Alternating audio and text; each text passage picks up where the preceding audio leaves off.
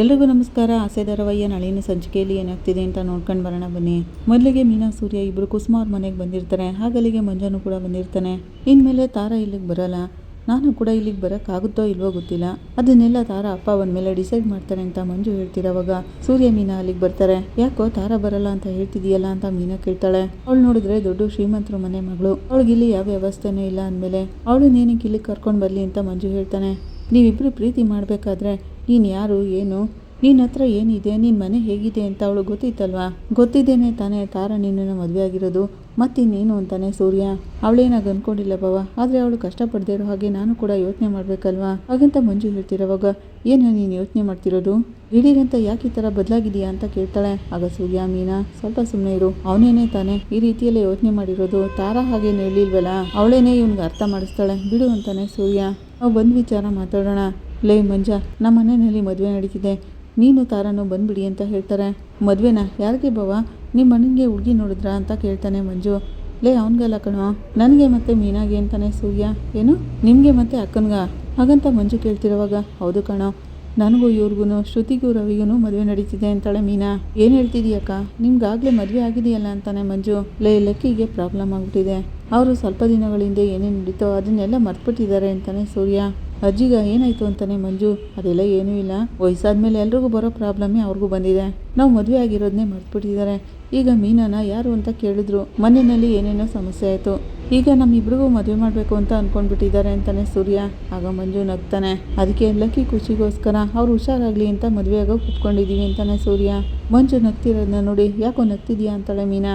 ಲೇ ಮಂಜ, ನಗೋ ವಿಷಯನೇನೋ ಇದು, ಅಳಿಯಂದ್ರು ಅಜ್ಜಿಗೆ ಹುಷಾರಾಗಲಿ ಅಂತ ಈ ರೀತಿ ಮಾಡ್ತಿದ್ದಾರೆ. ಕುಸುಮ ಹಾಗಂತಿರುವಾಗ ಅಮ್ಮ ಅಜ್ಜಿಗೆ ಟ್ರೀಟ್ಮೆಂಟ್ ಕೊಡಿಸಿದ್ರೆ ಸರಿ ಹೋಗ್ತಾರೆ, ಅದನ್ನೆಲ್ಲ ಬಿಟ್ಟು ಮದುವೆ ಆಗಿರೋರಿಗೆ ಮತ್ತೆ ಮದುವೆ ಮಾಡ್ತಿದಾರ, ಇದನ್ನ ಯಾರಾದರೂ ಕೇಳಿಸ್ಕೊಂಡ್ರೆ ನಗ್ತಾರಮ್ಮ. ಅವನಾಗಂತಿರುವಾಗ ಸೂರ್ಯ, ಲೇ ಮಂಜ, ಬೇರೆಯವರು ಏನು ಬೇಕಾದರೂ ಅಂದ್ಕೊಳ್ಳಿ, ನಾವು ಮಾಡ್ತಿರೋದು ಅಜ್ಜಿಗೋಸ್ಕರ, ಅವ್ರ ಸಂತೋಷಕ್ಕೋಸ್ಕರ. ಈ ಥರ ಎಲ್ಲ ಮಾಡಿದ್ರೆ ಅವ್ರಿಗೆ ಹಳೆದೆಲ್ಲ ನೆನಪಾಗುತ್ತೆ ಅಂತ ನೀನು ತಾರನ್ನು ಮದುವೆಗೆ ಬಂದ್ಬಿಡಿ ಅಂತ ಹೇಳ್ತಾನೆ. ಆಗ ಮಂಜ, ಭವ ಇದನ್ನೆಲ್ಲ ನಾನು ಏಕೆ ಭವ ತಾರಾ ಹತ್ರನೂ ಅವ್ರ ಅಮ್ಮನ ಹತ್ರನೂ ಹೇಳೋಕ್ಕಾಗುತ್ತೆ, ಕಿಂಡಲ್ ಮಾಡಿಕೊಂಡು ನಗ್ತಾರಷ್ಟೇ ಅಂತಾನೆ ಮಂಜು. ಆಗ ಮೀನಾ, ಇದ್ರಲ್ಲಿ ಕಿಂಡಲ್ ಮಾಡೋವಂಥದ್ದು ಏನೋ ಇದೆ ಅಂತ ಕೇಳ್ತಾಳೆ. ಅಕ್ಕ ಏನೂ ಗೊತ್ತಿಲ್ಲರೋ ಥರ ಹೇಳ್ಬಿಡಕ್ಕ, ಅಜ್ಜಿಗೆ ಈ ಥರ ಆಯ್ತಲ್ಲ ಅಂತ ನನ್ನ ಮನಸ್ಸಿಗೂ ಕಷ್ಟ ಆಗ್ತಿದೆ, ಆದರೆ ನೀವು ಹೇಳ್ದಂಗೆ ಗೊಂಬೆಗಳ ಮದುವೆಗೆಲ್ಲ ನಾನು ಬರೋಕ್ಕಾಗಲ್ಲ ಅಂತಾನೆ ಮಂಜು. ಲೇ ಬರಲ್ಲ ಅಂತ ಹೇಳ್ತಿದ್ದೀಯೇನೋ ಅಂತ ಕುಸುಮ ಕೇಳ್ತಿರೋವಾಗ ಅಮ್ಮ ಈಗ ತಾನೇ ನಂಗೆ ರೇಖಾ ಮನೇಲಿ ಸ್ವಲ್ಪ ಮರ್ಯಾದೆ ಸಿಕ್ಕಿದೆ, ಇರೋ ಲೆವೆಲ್ಗೆ ಶ್ರೀಮಂತಿಕೆಗೆ ನಾವು ಮಾಡಿರೋ ತಪ್ಪನ್ನೆಲ್ಲ ಕ್ಷಮಿಸಿದ್ದಾರೆ, ಈಗ ತಾನೇ ನನಗೆ ಸ್ವಲ್ಪ ಸ್ವಲ್ಪ ಮರ್ಯಾದೆ ಸಿಗ್ತಿದೆ. ಅಮ್ಮ ನಾನಿನ್ನು ಬರ್ತೀನಿ, ನಾನು ಇನ್ನೇನು ಹೇಳೋಕ್ಕಾಗಲ್ಲ ಅಂತ ಮಂಜು ಹೋಗ್ತಿರೋವಾಗ ಲೇ ಮಂಜ ಮಂಜ ಅಂತ ಮೀನಾ ಅವ್ನು ಹಿಂದೆನೇ ಹೋಗ್ತಾಳೆ. ಸೂರ್ಯ ಅವ್ಳು ಕೈ ಹಿಡ್ಕೊಂಡು ಹಿಂದೆ ಕೇಳ್ಕೊತಾನೆ. ಲೇ ಏನು ಈ ಥರ ಮಾತಾಡಿ ಹೋಗ್ತಿದ್ಯಾ ಅಂತ ಮೀನಾ ಕೇಳ್ತಿರೋವಾಗ ಬಿಡು ಮೀನಾ, ಅವ್ನು ಹೋಗ್ತಿದ್ದಾನಲ್ಲ ಅಂತ ಹೇಳ್ತಾನೆ. ಅಳಿಯಂದ್ರೆ ಕ್ಷಮಿಸಿ, ಅವನಿಗೆ ಬುದ್ಧಿ ಇಲ್ಲದೆ ಆ ರೀತಿ ಮಾತಾಡ್ತಿದ್ದಾನೆ ಅಂತ ಕುಸುಮ ಹೇಳ್ತಾರೆ. ಆಗ ಸೂರ್ಯ, ಅತ್ತೆ ಏನತ್ತೆ ನೀವು ಬಿಡಿ ಅದನ್ನೆಲ್ಲ, ಅವ್ನು ನಮ್ಮ ಮಂಜ ತಾನೆ, ಬಿಡು ಮೀನಾ, ಅವ್ನು ಮಾತಾಡ್ತಿರೋದ್ರಲ್ಲಿ ಒಂದು ನ್ಯಾಯ ಇದೆ ಅಲ್ವಾ ಅಂತಾನೆ ಸೂರ್ಯ. ಅವ್ನು ಮಾತಾಡೋದ್ರಲ್ಲಿ ಯಾವ ನ್ಯಾಯ ಇದೆ ರೀ ಅಂತ ಮೀನಾ ಕೇಳ್ತಾಳೆ.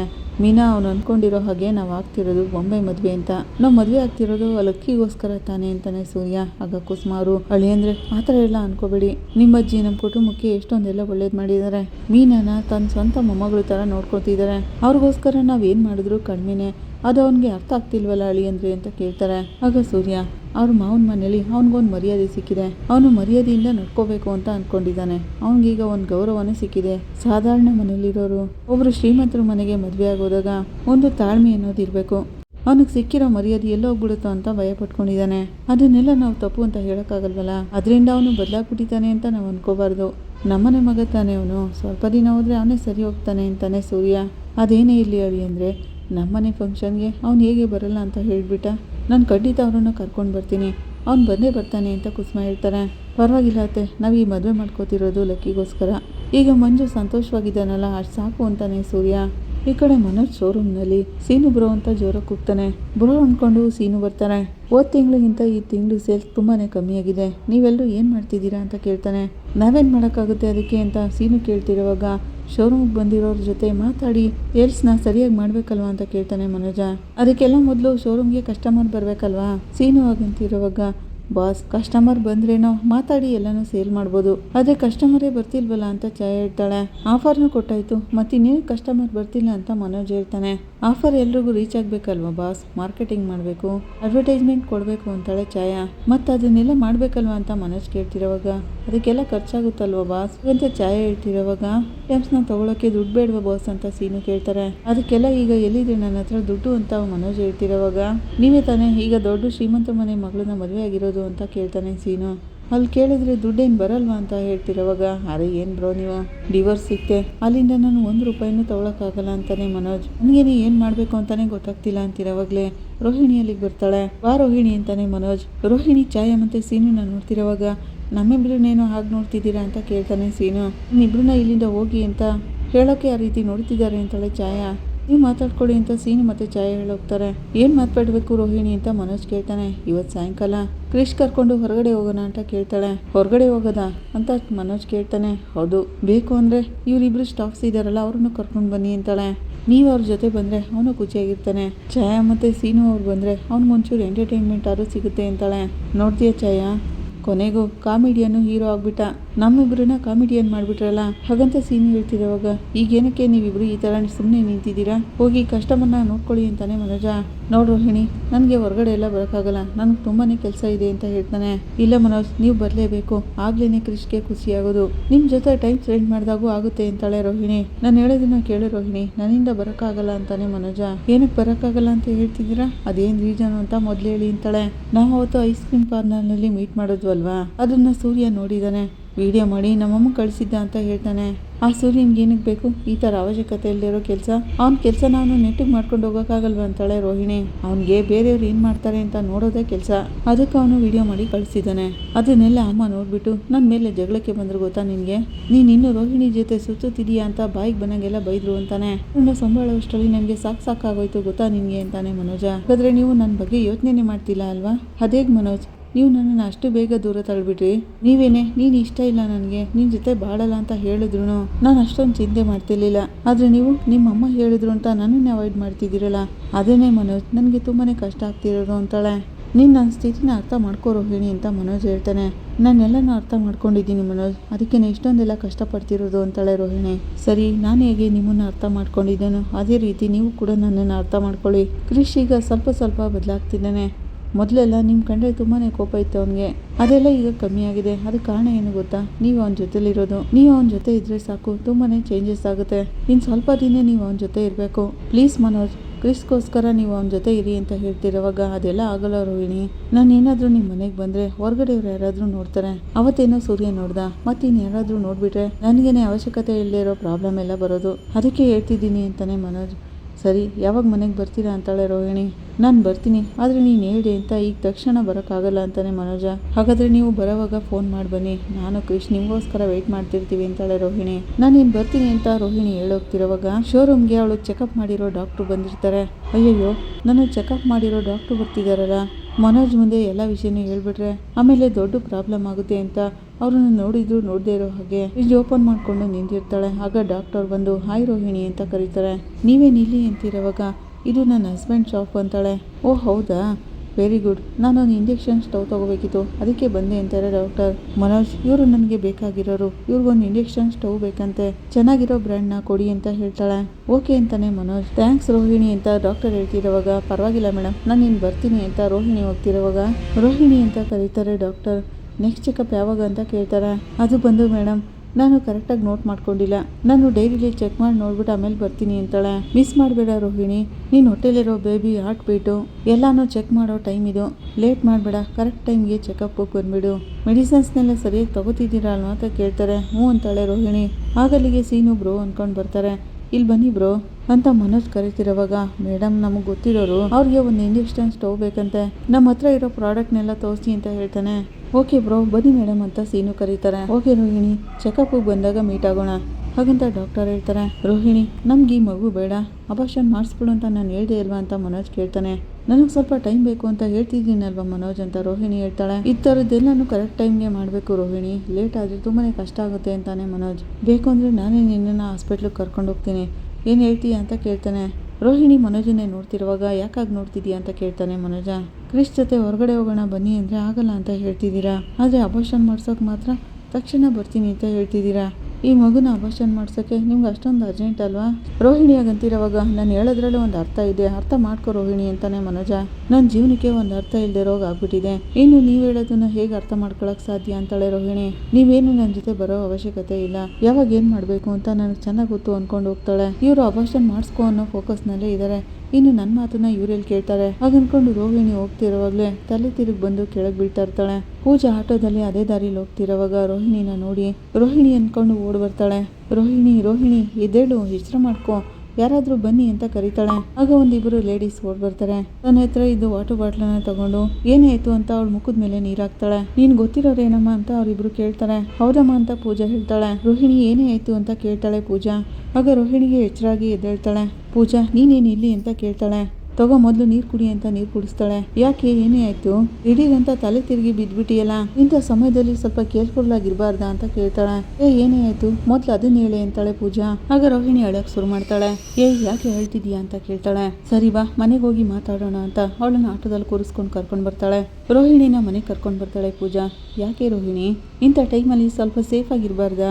ಸರಿಯಾದ ಟೈಮ್ಗೆ ನಾನು ಅಲ್ಲಿಗೆ ಬಂದೆ, ಇಲ್ಲಾಂದ್ರೆ ಏನಾಗ್ತಿತ್ತೋ ಏನೋ ಅಂತ ಹೇಳ್ತಾಳೆ. ರೋಹಿಣಿ ಅಳ್ತಾನೆ ಇರ್ತಾಳೆ. ಪ್ರಮೀಳಾ ಮತ್ತೆ ಪೂಜಾ ಅಳ್ಬೇಡ ಅಂತ ಸಮಾಧಾನ ಮಾಡ್ತಾರೆ. ಅಳ್ಬೇಡ ಅಂತ ಹೇಳ್ತಿಲ್ವೇನೆ, ಏನೇನು ನಿನ್ ಪ್ರಾಬ್ಲಮ್ಮು ಅದನ್ನ ಹೇಳಿ ಮೊದಲು ಅಂತ ಪೂಜಾ ಕೇಳ್ತಾಳೆ. ನಾನಿವತ್ತು ಮನೋಜ್ ಅವ್ರ ಶೋರೂಮ್ಗೆ ಹೋಗಿದ್ದೆ.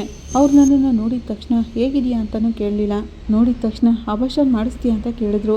ಅವ್ರಿಗೀಗ ಈ ಮಗುನ ಅಬಾರ್ಷನ್ ಮಾಡಿಸ್ಬೇಕು ಅಷ್ಟೇ, ಮತ್ತವ್ರಿಗೆ ನನ್ನ ಮೇಲೆ ಯಾವ ಚಿಂತೆನೂ ಇಲ್ಲ ಅಂತಾಳೆ. ನೀನೇನಕ್ಕೆ ಮತ್ತೆ ಮತ್ತೆ ಹೋಗಿ ಮನೋಜ್ ಅವ್ರನ್ನ ನೋಡ್ತಿದ್ಯಾ ಅಂತಾಳೆ ಪೂಜಾ. ನನಗೆ ಬೇರೆ ದಾರಿ ಕಾಣಿಸ್ತಿಲ್ಲ ಪೂಜಾ, ನನಗೆ ಮನೋಜ್ ಅವ್ರನ್ನ ಮರೆಯೋಕ್ಕೂ ಆಗ್ತಿಲ್ಲ, ಅವ್ರನ್ನ ಬಿಟ್ಟಿರೋಕ್ಕೂ ಆಗ್ತಿಲ್ಲ. ರೋಹಿಣಿ ಅನ್ಕೊಂಡು ಅಳ್ತಿರೋವಾಗ ಹೊಟ್ಟೆಲ್ ಮಗು ಇಟ್ಕೊಂಡು ಗಂಡನ ಜೊತೆಲಿಲ್ದೆ ನಿನ್ನ ಜೀವನನ ನೀನು ಹೇಗೆ ಕಾಪಾಡ್ಕೋತೀಯಾ? ನೋಡಿದ್ಯಾ ಪೂಜಾ, ಇವಳು ಕಷ್ಟಪಡ್ತಿರೋದನ್ನ ಎತ್ತವಳಾಗಿ ನನ್ನ ಕಣ್ಣಿಂದ ನಾನು ನೋಡ್ಬೇಕಲ್ಲ. ಅವ್ರಿಗೆ ನಿನ್ನ ಮೇಲೆ ಅಕ್ಕರೆ ಇಲ್ಲದೆ ಇರೋರ ಥರ ನಡ್ಕೋತಿದ್ದಾರಲ್ಲ, ಅವ್ರ ಮಗುನ ನೀನು ಹೊಟ್ಟೆಲಿ ಇಟ್ಕೊಂಡು ಅವ್ರು ನಿನ್ನನ್ನು ಒಪ್ಕೊಳ್ಳಿ ಅಂತ ಯಾಕೆ ಅನ್ಕೋತಿದ್ಯಾ ನೀನು? ಪ್ರಮೀಳಾ ಅವರು ಹಾಗಂತಿರೋವಾಗ ಅಮ್ಮ ನೀನು ಸ್ವಲ್ಪ ಹೊತ್ತು ಸುಮ್ಮನೆ ಇರ್ತೀಯಾ ಹಾಗಂತ ರೋಹಿಣಿ ಹೇಳ್ತಾಳೆ. ಸ್ವಲ್ಪ ಹೊರಗಡೆ ಇರಿಯಮ್ಮ ಅಂತ ಪೂಜಾ ಹೇಳ್ತಾಳೆ. ರೋಹಿಣಿ, ರೆಗ್ಯುಲರ್ ಆಗಿ ಇದೆಯಲ್ವೇನೆ ನಡೀತಿರೋದು, ನೀನು ಯಾವಾಗ ಹೋದ್ರೂ ಅವ್ರು ಅಬಾರ್ಷನ್ ಮಾಡಿಸ್ತೀಯಾ ತಾನೇ ಕೇಳ್ತಿರೋದು. ಅವರಿಗೆ ಮಾತಾಡ್ತಿರೋದೆಲ್ಲ ಹೊಸ್ತೇನಲ್ವಲ್ಲ. ಮನೋಜ್ ಅವ್ರಿಗೆ ನಿಮ್ಮ ಮೇಲೆ ಯಾವ ಕೇರು ಇಲ್ಲ, ಅವ್ರ ಕ್ಯಾರೆಕ್ಟರ್ ಹೇಗೆ ಅಂತ ನಿನಗೆ ಚೆನ್ನಾಗಿ ಗೊತ್ತಲ್ವಾ? ಸರಿ, ಮನೋಜ್ ಅವ್ರನ್ನ ನಂಬಿ ಈ ಮಗುನ ನೀನು ಹೇಗೆ ಹೊಟ್ಟೆಲಿ ಇಟ್ಕೊಂಡಿದ್ಯಾ? ನಾಳೆ ಮಗು ಹುಟ್ಟಿದ ಮೇಲೆ ಈ ಮಗುಗೆ ಅಪ್ಪ ಯಾರು ಅಂತ ಕೇಳಿದ್ರೆ ಏನು ಹೇಳ್ತೀಯಾ? ಪೂಜಾ ಹಾಗಂತಿರೋವಾಗ ಅದಕ್ಕೆ ಮನೋಜ್ ಅವ್ರ ಅಮ್ಮ ಮತ್ತೆ ಮನೋಜ್ ಹೇಳ್ತಿರೋ ಹಾಗೆ ಈ ಮಗುನ ತೆಗಿಸ್ಬಿಡು ಅಂತ ನೀನು ಕೂಡ ಹೇಳ್ತಿದ್ಯಾ ಅಂತಾಳೆ ರೋಹಿಣಿ. ನೀನು ಯಾಕೆ ನನ್ನ ಮೇಲೆ ಕೋಪ ಮಾಡ್ಕೋತಿದ್ಯಾ? ನಿನ್ನ ಲೈಫ್ ಈಗ ಆಯ್ತಲ್ಲ, ಏನು ಮಾಡ್ತೀಯ ಅಂತ ಕೇಳ್ತಿದ್ದೀನಿ ಅಂತಾಳೆ. ನಾನು ನಿನಗೆ ಮಗುನ ಅಬಾರ್ಷನ್ ಮಾಡಿಸು ಅಂತೇನು ಹೇಳ್ತಿಲ್ಲ, ಆ ರೀತಿಯಲ್ಲೇ ಹೇಳೋಳು ಅಲ್ಲ ನಾನು. ಈಗಲೇ ಮನೋಜ್ ಅವರು ಈ ರೀತಿ ಎಲ್ಲ ನಡ್ಕೋತಿದ್ದಾರೆ. ನೀನು ನಾಳೆ ಅಬಾರ್ಷನ್ ಮಾಡಿಸ್ಲಿಲ್ಲ ಅಂದರೆ ಇನ್ನು ಹೀಗೆಲ್ಲ ನಡ್ಕೋಬೋದು, ಸ್ವಲ್ಪ ಯೋಚನೆ ಮಾಡಿ ನೋಡಿದೀಯಾ ಅಂತ ಕೇಳ್ತಾಳೆ. ಒಂದು ಜೀವನೇ ತೆಗೆಸು ಅಂತ ಹೇಳ್ತಿದಾರಲ್ಲ ಅಂತ ಪೂಜಾ ಹೇಳ್ತಿರೋವಾಗ ಅದೆಲ್ಲ ನನಗೂ ಗೊತ್ತಿದೆ ಪೂಜಾ, ಸ್ವಲ್ಪ ದಿನದವರೆಗೂ ಸಂಭಾಳಿಸ್ತೇ ಬೇರೆ ದಾರಿ ಇಲ್ಲ. ರೋಹಿಣಿ ಆಗಂತಿರೋವಾಗ ನೀನು ಮಾಡ್ತಿರೋದೆಲ್ಲ ಅವ್ರಿಗೆ ಗೊತ್ತಾದ್ರೆ ನೀನು ಅವ್ರನ್ನ ಏಮಾರಿಸ್ತಿದ್ಯಾ ಅಂತ ಅವ್ರು ನಿನ್ನಿಂದ ಇನ್ನೂ ದೂರ ಆಗ್ತಾರಲ್ಲ, ಆಗ ನಿನ್ನ ಸ್ಥಿತಿ ಏನಾಗ್ಬೇಡ. ಈಗ ಆಲ್ರೆಡಿ ಕ್ರಿಶ್ ಇದ್ದಾನೆ, ಆಮೇಲೆ ಇನ್ನೊಂದು ಮಗು ಬಂದರೆ ನೀನೇ ಅಂದ್ಕೊಂಡ್ರು ಇನ್ನೊಂದು ಮದುವೆ ನೀನು ಆಗೋಕ್ಕಾಗುತ್ತಾ? ಪೂಜಾ ಹಾಗಂತಿರೋವಾಗ ನಾನು ಇನ್ನೊಂದು ಮದುವೆ ಮಾಡ್ಕೋಬೇಕು ಅಂತೆಲ್ಲ ಯೋಚನೆ ಮಾಡಿಲ್ಲ. ನಾನು ಜೀವನ ಮಾಡೋದಿದ್ರೆ ಮನೋಜ್ ಅವ್ರ ಜೊತೆ ಮಾತ್ರನೇ. ರೋಹಿಣಿ ಆಗಂತಿರೋವಾಗ ಪ್ರಮೀಳಾ ಅವರು ಮತ್ತೆ ಒಳಗೆ ಬರ್ತಾರೆ. ಹೀಗೇನೆ ಅಮ್ಮ, ಹೀಗೆ ಇವಳು ಯಾವಾಗಲೂ ಮಾತಾಡ್ತಿರ್ತಾಳೆ, ನನ್ಗೇನು ಮಾಡಬೇಕು ಅಂತಾನೆ ಗೊತ್ತಾಗ್ತಿಲ್ಲ. ತಾಯಿ ಯಾರೇ ಆಗಿದ್ರು ತನ್ನ ಮಗಳು ಗಂಡನ ಜೊತೆ ಚೆನ್ನಾಗಿರ್ಬೇಕು ಅಂತಾನೆ ತಾನೇ ಬಯಸೋದು. ನಾನು ಹಾಗೆ ಅನ್ಕೊಂಡೆ, ಆದ್ರೆ ಅವ್ರು ನಡ್ಕೊಳ್ತಿರೋದೆಲ್ಲ ನೋಡು ಸಹಿಸ್ಕೊಳಕ್ ಆಗದೆ ಇರೋ ತರ ಇದೆ ಅಂತ ಪ್ರಮೀಳಾ ಅವ್ರಿಗೂ ಓಡಾಡ್ತಿರೋವಾಗ ನೀವು ಅನ್ಕೋತಿರೋ ಹಾಗೆ ಮನೋಜ್ ಅವ್ರೇನು ಕೆಟ್ಟವರಲ್ಲ ಅಂತಾಳೆ ರೋಹಿಣಿ.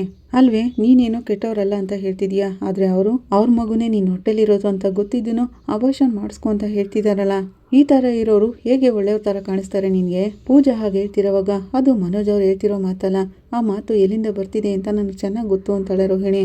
ಅದೆಲ್ಲ ಅವ್ರ ಅಮ್ಮನ ನಿರ್ಧಾರ, ಅದಕ್ಕೆ ಅವ್ರು ಹಾಗೆ ಹೇಳ್ತಿರೋದು. ನೀವ್ ಹೇಳ್ತಿರೋ ಹಾಗೆ ಮನೋಜ್ ಅವ್ರೇನು ಕೆಟ್ಟವರಲ್ಲ, ಅವರು ನನ್ನ ಮಗುನ ಒಪ್ಕೋತಾರೆ ಅನ್ನೋ ನಂಬಿಕೆ ನನ್ಗಿದೆ ಅಂತಾಳೆ. ಈ ಮಗುಯಿಂದಾನೆ ನಾನು ಮನೋಜ್ ಅವರು ಸೇರೋಕ್ಕಾಗೋದು, ಅವ್ರ ಮನೇಲಿ ಬಾಳಕ್ಕಾಗೋದು, ಅದಕ್ಕೆಲ್ಲ ಈ ಮಗು ಬರಲೇಬೇಕು, ಆಗ್ಲೇನೆ ಎಲ್ಲಾನು ನಡೆಯೋದು ಅಂತಾಳೆ. ಈ ಕಡೆ ಸೂರ್ಯ ಮತ್ತೆ ಮೀನಾ ಒಡವೆ ಅಂಗಡಿಗೆ ಬಂದಿರ್ತಾರೆ. ಸೂರ್ಯ ಒಂದು ಲೀಸ್ಟ್ನೇ ಮಾಡ್ಕೊಂಡು ಬಂದಿರ್ತಾನೆ. ಏನ್ರಿ ಅದು ಅನ್ಕೊಂಡು ಮೀನಾ ಬಂದು ಇದನ್ನೆಲ್ಲ ನೋಡ್ತಾಳೆ. ಏನ್ರಿ ಇಷ್ಟೊಂದು ದೊಡ್ಡ ಲೀಸ್ಟ್ ತಗೊಂಡ್ ಬಂದಿದ್ದೀರಾ, ಏನ್ರಿ ಇದೆಲ್ಲ ಅಂತ ಕೇಳ್ತಾಳೆ. ಅಲ್ಲ ಮೀನಾ, ಮನೆ ಬಿಡಿಸ್ಕೊಳಕೋಸ್ಕರ ನೀನ್ ತಾಲಿ ಚೈನ್ನೇ ಬಿಡ್ಸ್ಕೊಟ್ಬಿಟ್ಟಿಯಲ್ಲ. ಸೂರ್ಯ ಹಾಗಂತಿರುವಾಗ ಅದಕ್ಕೇನ್ರಿ ಆಯ್ತು, ನಾವು ಮನೆ ಬಿಡಿಸ್ಕೊಂಡ್ವಲ್ಲ ಅಂತಾಳೆ ಮೀನಾ. ಮೊದ್ಲೆಲ್ಲ ಸಕ್ಕರೆ ಏನೋ ಹೇಳಿದ್ರು ಅಂತ ಅದನ್ನ ನಾನು ಹಾಕೊಳ್ಳಲ್ಲ, ನನ್ನ ಗಂಡನೇ ನನಗೆ ಕಷ್ಟಪಟ್ಟು ದುಡಿದು ತೆಗೆದು ಕೊಡ್ತಾರೆ ಅಂತ ಹೇಳಿದೆ. ನಾನೇನೋ ನಿನಗೆ ತಾಲಿ ಚೈನ್ ಕೊಡಿಸ್ದೆ, ಮನೆಗೆ ಪ್ರಾಬ್ಲಮ್ ಬಂತು ಅಂತ ನೀನು ಅದನ್ನ ಬಿಚ್ಕೊಟ್ಬಿಟ್ಟೆ. ನಾವೀಗ ಲಕ್ಕಿಗೋಸ್ಕರ ಮದುವೆ ಆಗ್ತಿದೀವಿ, ಈಗಲಾದ್ರೂ ನಿಮಗೆ ತಾಲಿ ಚೈನ್ನ ಕೊಡಿಸ್ಬೇಕಲ್ವಾ ಅಂತ ಕೇಳ್ತಾನೆ. ರೀ, ನೀವೀಗ ತಾನೇ ಸ್ವಲ್ಪ ಸ್ವಲ್ಪ ಸಂಪಾದನೆ ಮಾಡ್ತಿದ್ದೀರಾ, ನೀವಿನ್ನು ಬಿಸ್ನೆಸ್ ಅಲ್ಲಿ ಇನ್ನು ಮುಂದೆ ಬರಬೇಕು. ಇಂಥ ಸಮಯದಲ್ಲಿ ಏನಕ್ಕೆ ರೀ ಇದೆಲ್ಲ ಅಂತ ಕೇಳ್ತಾಳೆ ಮೀನಾ. ಅದೆಲ್ಲ ತನಗ್ ತಾನೇ ನಡೆಯುತ್ತೆ ಮೀನಾ, ಇದನ್ನ ನೀನ್ ತಾಲಿ ಚೈನ್ ತೆಗೆದುಕೊಡ್ಬೇಕು ಅಂತಾನೆ ಸ್ವಲ್ಪ ಸ್ವಲ್ಪ ಸೇರಿಸಿರೋ ದುಡ್ಡಿನಲ್ಲಿ ತೆಗೆದುಕೊಡ್ತಿರೋದು. ಹಾಗಂತ ಸೂರ್ಯ ಹೇಳ್ತಿರುವಾಗ ನಾನು ಏನ್ ಹೇಳಿದ್ರು ಕೇಳಲ್ಲ ಅಲ್ವಾ ನೀವು? ಹಾಗಂತ ಮೀನಾ ಹೇಳ್ತಾಳೆ, ಕೇಳ್ತಿದ್ದೆ, ಆದ್ರೆ ಈ ವಿಷಯದಲ್ಲಿ ಮಾತ್ರ ಕೇಳಲ್ಲ, ಬಾ ಅಂತೇಳಿ ಒಡವೆ ಅಂಗಡಿ ಒಳಗೆ ಕರ್ಕೊಂಡೋಗಿ ಮೀನಾ ಮೊದಲು ರಿಂಗ್ ತಗೊಂಡ್ಬಿಡೋಣ ಅಂತ ಹೇಳ್ತಾನೆ. ತುಂಬಾ ಚೆನ್ನಾಗಿರೋ ತಗೊಳ್ಳೋಣ ಮೀನಾ ಅಂತ ಹೇಳ್ತಿರೋವಾಗ, ಬೇಡ ರೀ, ಅದನ್ನೆಲ್ಲ ನೋಡಿದ್ರೆ ನೋಡ್ದವ್ರು ಕಣ್ದೃಷ್ಟಿ ಆಗ್ತಾರೆ, ಇವರು ತುಂಬಾ ಚೆನ್ನಾಗಿದ್ದಾರೆ ಅನ್ಕೋತಾರೆ, ಅದಕ್ಕೆ ಅದೆಲ್ಲ ಬೇಡ, ಪ್ಲೇನ್ ಆಗಿರೋದ್ನೇ ಸಿಂಪಲ್ ಆಗಿರೋದನ್ನ ತಗೊಳ್ಳೋಣ ಅಂತಾಳೆ. ಹಾಗೆ ಹೇಳ್ತಿದೀಯಾ, ಸರಿ ಬಾ ತಗೊಳ್ಳೋಣ ಅಂತ ಕರ್ಕೊಂಡು ಹೋಗ್ತಾನೆ. ಅಕ್ಕ, ಈಗ ಲೇಟೆಸ್ಟ್ ಡಿಸೈನ್ ಅಲ್ಲಿರೋ ರಿಂಗ್ ನ ತೋರಿಸಿ ಅಂತಾನೆ. ಹೌದಾ, ಡೈಮಂಡ್ ಅಲ್ಲೂ ಇದೆ ನೋಡಿ ಅಂತ ಹೇಳ್ತಾರೆ. ಅಯ್ಯೋ, ಡೈಮಂಡ್ ಎಲ್ಲ ಬೇಡ ಮೇಡಮ್, ನಮ್ಗೆ ಗೋಲ್ಡೆ ಕೊಡಿ ಅಂತಾಳೆ ಮೀನಾ. ಡೈಮಂಡ್ ತಗೊಳ್ಳೋ ಕಾಲನು ಬರುತ್ತೆ, ಈಗ ಇದನ್ನ ತಗೊಳ್ಳೋಣ ಅಂತಾನೆ ಸೂರ್ಯ. ಕೂತ್ಕೊಳ್ಳಿ ಸರ್ ಅಂತೇಳಿ ಅವರು ರಿಂಗ್ ಡಿಸೈನ್ ಎಲ್ಲಾನು ತೋರಿಸ್ತಾ ಇರ್ತಾರೆ. ಆಗಲಿಗೆ ಶ್ರುತಿ ಮತ್ತೆ ರವಿನೂ ಕೂಡ ಬರ್ತಾರೆ. ಲೇ ರವಿ ಅಂತ ಜೋರಾಗಿ ಕೂಗ್ತಾನೆ ಸೂರ್ಯ. ಇಲ್ಲೇ ಇದಾರಲ್ಲ ಅಂತ ರವಿ ಮತ್ತೆ ಶ್ರುತಿ ಕೂಡ ಬರ್ತಾರೆ. ನೀವೇನಿಬ್ರು ಇಲ್ಲಿ ಅಂತ ಕೇಳ್ತಾನೆ ಸೂರ್ಯ. ಇಲ್ವೋ, ನಮ್ಮಿಬ್ರಿಗೂ ಹೊಟ್ಟೆ ಹಶ್ವಾಗ್ತಿತ್ತು, ಇಲ್ಲಿ ಬಿರಿಯಾನಿ ಚೆನ್ನಾಗಿರುತ್ತೆ ಅಂತ ಹೇಳಿದ್ರು, ಅದಕ್ಕೆ ತಿನ್ಕೊಂಡು ಹೋಗೋಣ ಅಂತ ಬಂದ್ವಿ ಅಂತಾನೆ ರವಿ. ಹೌದಾ, ಅಲ್ಲಿದೆ ನೋಡಿ ಬಿರಿಯಾನಿ ಹೋಟೆಲ್, ಅಲ್ಲೋಗಿ ತಿನ್ಕೊಂಡು ಬನ್ನಿ ಅಂತಾನೆ ಸೂರ್ಯ. ನನ್ನೇನೆ ಕಿಂಡಲ್ ಮಾಡ್ತಿದ್ಯಾ? ನೋಡ್ ಮೀನಾ, ಮಾತಾಡೋದು ಕಲ್ತ್ಬಿಟ್ಟಿದ್ದಾನೆ ರವಿ ಅಂತಾನೆ ಸೂರ್ಯ. ನಿಮ್ ತಮ್ಮ ಅನ್ನಿಸ್ಕೊಂಡು ಇಷ್ಟು ಕೂಡ ಮಾತಾಡದೆ ಇದ್ರೆ ಹೇಗೆ ಅಂತಾಳೆ ಮೀನಾ. ಕರೆಕ್ಟಾಗಿ ಹೇಳಿದ್ರಿ ಅದಕ್ಕೆ ಅಂತಾನೆ ರವಿ. ಮ್ಯಾರೇಜ್ಗೆ ಜ್ಯುವೆಲ್ಸ್ ತಗೊಳ್ಳೋಣ ಅಂತ ಬಂದ್ವಿ ಅಂತಾಳೆ ಶ್ರುತಿ. ನಾವು ಕೂಡ ಅದಕ್ಕೆ ಬಂದ್ವಿ ಶ್ರುತಿ ಅಂತಾಳೆ ಮೀನಾ. ಹೇಳಿದ್ರೆ ಜೊತೆಲೆ ಬರ್ಬೋದಿತ್ತಲ್ವಾ ಅಂತಾಳೆ ಶ್ರುತಿ. ಈಗ ಎಲ್ಲರೂ ಒಟ್ಟಿಗೆ ಬಂದಿದೀವಲ್ಲ ಬಿಡಿ, ಎಲ್ಲಾನು ನೋಡೋಣ ಬನ್ನಿ ಅಂತಾನೆ ಸೂರ್ಯ. ಸೂರ್ಯ ಒಂದು ರಿಂಗ್ ನ ಸೆಲೆಕ್ಟ್ ಮಾಡಿ, ಸೋಂಪಾಪುಡಿ ಇದು ಮೀನಾಗೆ ಚೆನ್ನಾಗಿರುತ್ತಾ ನೋಡು ಅಂತ ಕೊಡ್ತಾನೆ. ಸೂಪರ್ ಆಗಿದೆ ಸೂರ್ಯ ಅವರೇ, ಈಗೆಲ್ಲ ನಿಮ್ ಸೆಲೆಕ್ಷನ್ ತುಂಬಾನೇ ಕಾಸ್ಟ್ಲಿ ಆಗಿರುತ್ತೆ ಅಂತಾಳೆ ಶ್ರುತಿ. ಏನ್ ಶ್ರುತಿ, ನಾನು ಈ ತರದ್ದೆಲ್ಲ ಸೆಲೆಕ್ಟೇ ಮಾಡಲ್ವಾ ಅಂತಾಳೆ ಮೀನಾ. ನೀವು ಸೆಲೆಕ್ಟ್ ಮಾಡ್ತೀರಾ ಮೀನಾ ಅವ್ರೆ, ಆದ್ರೆ ಈ ತರ ಕಾಸ್ಟ್ಲಿ ಆಗಿರೋದನ್ನೆಲ್ಲ ಸೆಲೆಕ್ಟ್ ಮಾಡಲ್ಲ ನೀವು, ಸಿಂಪಲ್ ಆಗಿ ಖರ್ಚು ಜಾಸ್ತಿ ಇರಬಾರ್ದು ಅಂತ ಸೆಲೆಕ್ಟ್ ಮಾಡ್ತೀರಾ ಅಂತಾಳೆ. ನೋಡ್ದೆ ಮೀನಾ, ಮೈಕಮ್ಮ ನಿನ್ನ ಕರೆಕ್ಟಾಗಿ ಅರ್ಥ ಮಾಡ್ಕೊಂಡಿದ್ದಾಳೆ ಅಂತಾನೆ ಸೂರ್ಯ. ಇನ್ ಬೇರೆದ್ ನೋಡೋಣ ಅಂತ ಹೇಳಿ ತಾಲಿ ಸರನ ನೋಡಕ್ ಹೋಗ್ತಾರೆ. ಸೂರ್ಯ ತಾಲಿ ಸರನ ಸೆಲೆಕ್ಟ್ ಮಾಡ್ತಿರ್ತಾನೆ. ಮೀನಾಗೆ ಏನ್ ಹೇಳ್ಬೇಕು ಅಂತ ಗೊತ್ತಾಗದೆ ಅದನ್ನೇ ನೋಡ್ತಾ ಇರ್ತಾಳೆ. ಮೀನಾ, ಇದನ್ ತಗೋ, ಚೆನ್ನಾಗಿದೆ ಅಲ್ವಾ, ನಾನು ಹೇಳ್ದಂಗೆನೆ ತಾಲಿ ಸರನ ನೀನು ಕೊಡಿಸ್ತಿದ್ದೀನಿ, ಇನ್ಮೇಲೆ ಮದ್ವೆನಲ್ಲಿ ನೀನ್ ಈ ತಾಲಿ ಸರನೇ ಹಾಕೋಬೇಕು. ಹಾಗಂತ ಸೂರ್ಯ ತಾಲಿ ಸರನ ಅವಳ ಕೈಲಿ ಕೊಡ್ತಾನೆ. ಮೀನಾ ಶಾಕ್ ಇಂದ ಏನ್ ಹೇಳ್ಬೇಕು ಅಂತ ಗೊತ್ತಾಗದೆ ನೋಡ್ತಾ ಇರ್ತಾಳೆ. ಮೀನಾ ಮರಿ, ತುಂಬಾ ಚೆನ್ನಾಗಿರೋದನ್ನೇ ಸೆಲೆಕ್ಟ್ ಮಾಡಿದ್ದಾರೆ ಸೂರ್ಯ ಅವರು ಅಂತ ಶ್ರುತಿ ಹೇಳ್ತಾಳೆ. ಹಾಗೇನೆ ಮಿಕ್ಕಿದ ಒಡವೆಗಳನ್ನೆಲ್ಲ ತಗೋತಾರೆ. ಈ ಕಡೆ ಮನೆಯಲ್ಲಿ ಮೆಹಂದಿ ಫಂಕ್ಷನ್ ನ ಶುರು ಮಾಡಿರ್ತಾರೆ. ಪೂಜಾ, ಸಂತೋಷ್, ರವಿ, ಶ್ರುತಿ, ಸೂರ್ಯ, ಮೀನಾ ಹಾಗೇನೆ ಶಾಂತಿ ಮತ್ತೆ ರಂಗನಾಥ್ ಅವರೆಲ್ಲರೂ ಈ ಫಂಕ್ಷನ್ ಅಲ್ಲಿ ಇರ್ತಾರೆ. ಹಸ್ಬೆಂಡ್ ಮೇಲೆ ಪ್ರೀತಿ ಜಾಸ್ತಿ ಇದೆಯೋ ಅವ್ರ ಕೈನೇ ಕೆಂಪಾಗೋದು. ಹಾಗಂತ ಶ್ರುತಿ ಹೇಳ್ತಿರೋವಾಗ ಜಾಸ್ತಿ ಕೈ ಕೆಂಪಾಗೋದು ಮೀನಾದೆ ಅಂತಾನೆ ಸೂರ್ಯ. ಏನ್ರಿ, ಹಾಗೆಲ್ಲ ಏನು ಯೋಚನೆ ಮಾಡ್ಕೋಗ್ಬೇಡಿ ನೀವು, ನನ್ಗೇನು ನಿಮ್ಮ ಮೇಲೆ ಅಷ್ಟೊಂದು ಪ್ರೀತಿ ಇಲ್ಲ. ಕಸ್ತೂರಿ ಆಂಟಿ ಹೇಳ್ತಿರೋ ಹಾಗೆ ಅತ್ತೆ ಕೈನೇ ಜಾಸ್ತಿ ಕೆಂಪಾಗೋದು ಅಂತಾಳೆ ಮೀನಾ. ಶಾಂತಿ ಕೂಡ ತುಂಬಾನೇ ಖುಷಿ ಪಡ್ತಾಳೆ. ಇಲ್ಲಿಗೆ ಈ ಸಂಚಿಕೆ ಮುಕ್ತಾಯ ಆಗುತ್ತೆ. ನಿಮ್ಗೆ ಇಷ್ಟ ಆದರೆ ಲೈಕ್ ಮಾಡಿ, ಕಮೆಂಟ್ ಮಾಡಿ, ಸಬ್ಸ್ಕ್ರೈಬ್ ಮಾಡಿ. Thank you.